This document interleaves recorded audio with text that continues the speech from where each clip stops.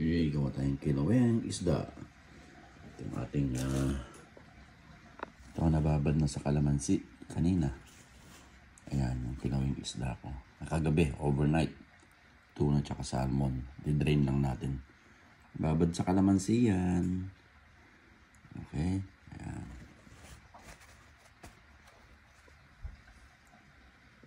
Lagyan natin ng luya.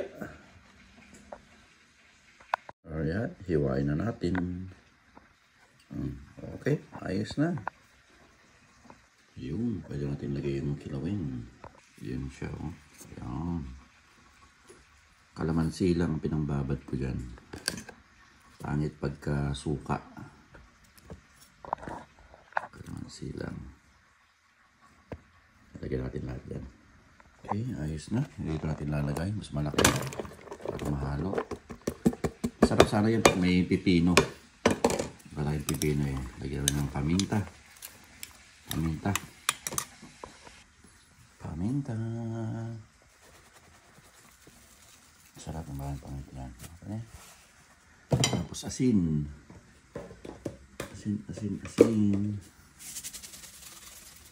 Lagyan natin ulit ng kalamansi. Marami akong kalamansi dito. From may tanim. Yan. Ayos. Pigain natin.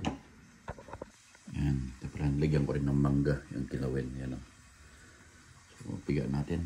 Strain natin yan. Para huwag suka. Pangit pag suka eh. Suka ang nilalagay. Sa kilawin. Pangit siya. Alang kalamansi lang. Yan. Okay na yan. Yan.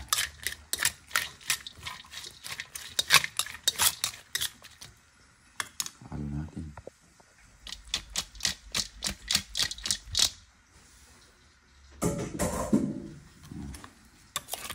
Lagyan mo na lang ng sili. Ayos na.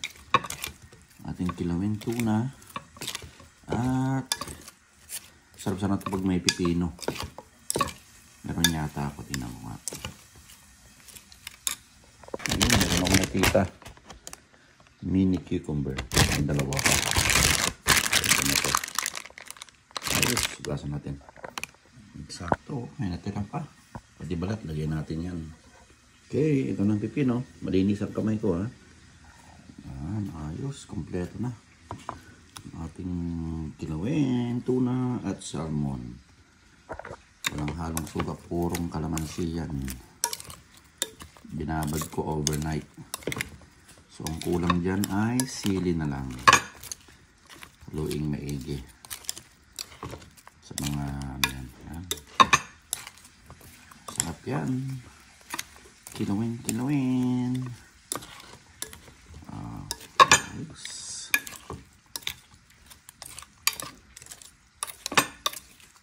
Mangga. Okay, ayos, panalo.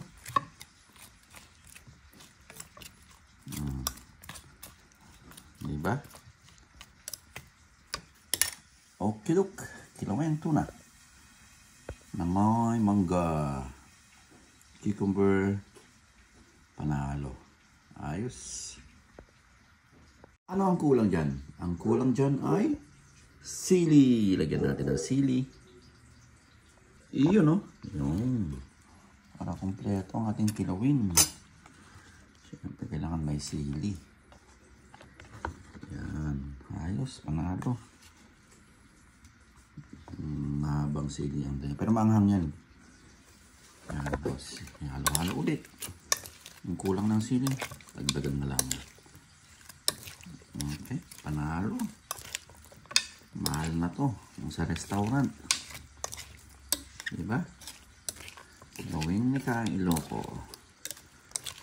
Ayos.